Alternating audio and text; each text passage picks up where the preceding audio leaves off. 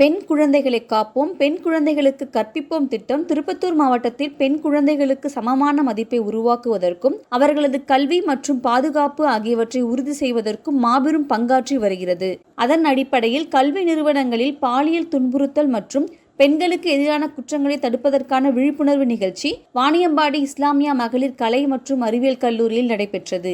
இந்நிகழ்ச்சியில் மாவட்ட மனநல மருத்துவர் பிரபவராணி பங்கேற்று உளவியல் சார்ந்து பெண்களுக்கு எதிரான வன்கொடுமைகளை தவிர்ப்பது மற்றும் எதிர்த்து போராடுவது குறித்து விழிப்புணர்வை ஏற்படுத்தினார்.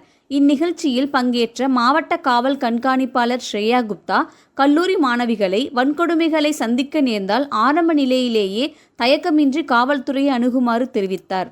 The main point is early reporting. Helpline number 181 you can dial anytime.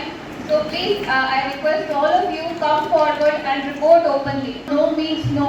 யாராவது ஒரு பொண்ணு வாலண்டரியா வந்தா இந்த மாதிரி கம்ப்ளைண்ட் கொடுத்தா அந்த பொண்ணு தான் ட்ரூ ஹீரோ.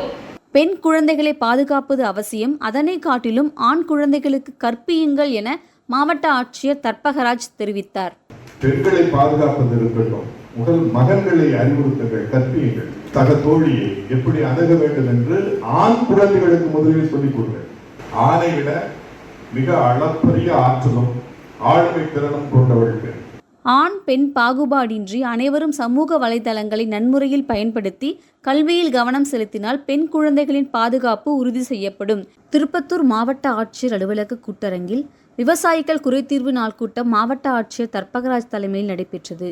இக்கூட்டத்தில் விவசாயிகள் நீர்வரத்து கால்வாய் அமைக்கவும், ஏரிகளை தூர்வாருதல், சீமை கருவேல மரங்களை அகற்றுதல் உள்ளிட்ட பல்வேறு தேவைகளை மாவட்ட ஆட்சியரிடம் கோரிக்கை விடுத்தனர். மேலும் மத்திய அரசின் சிறு குறு விவசாயிகளுக்கான சொட்டு நீர் பாசன திட்டத்தில் பயன்பெற உரிய நடவடிக்கை மேற்கொள்ளுமாறு விவசாயிகள் கோரிக்கை விடுத்தனர். அதன் அடிப்படையில் மாவட்ட ஆட்சியர் விவசாயிகள் பயன்பெறுவதை உறுதி செய்யும் பொருட்டு வேளாண் துறை அலுவலர்களிடம் இதற்கான அறிக்கை தயார் செய்து தகுதியான பயனாளிகள் பட்டியல் சமர்ப்பிக்குமாறு உத்தரவிட்டுள்ளார். இது விவசாயிகள் மத்தியில் பெரும் வரவேற்பை பெற்றது. மேலும் தமிழ்நாடு பல்லுயிர் பாதுகாப்பு மற்றும் பசுமை திட்டத்தின் கீழ் விவசாயிகள் மரக்கன்றுகள் பெற்று பயனடையுமாறு மாவட்ட வன அலுவலர் தெரிவித்தார்.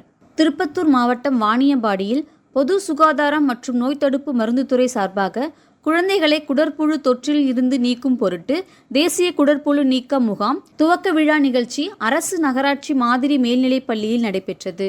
மாவட்ட ஆட்சியர் தர்பகராஜ் பங்கு பெற்று பள்ளி மாணவ மாணவிகளுக்கு குடற்புழு நீக்க மாத்திரைகளை வழங்கி முகாமினை துவக்கி வைத்தார்.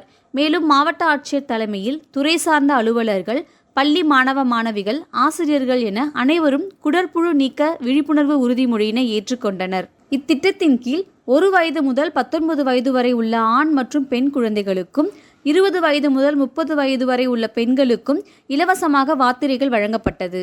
திருப்பத்தூர் மாவட்டம் ஜோலார்பேட்டையில் பல்துறை சார்ந்த முடிவுற்ற கட்டிடங்கள் பொதுமக்கள் பயன்பாட்டிற்கு திறந்து வைக்கும் நிகழ்ச்சி மற்றும் அரசு நலத்திட்ட உதவிகள் வழங்கும் விழா மாவட்ட ஆட்சியர் தர்பகராஜ் தலைமையில் நடைபெற்றது.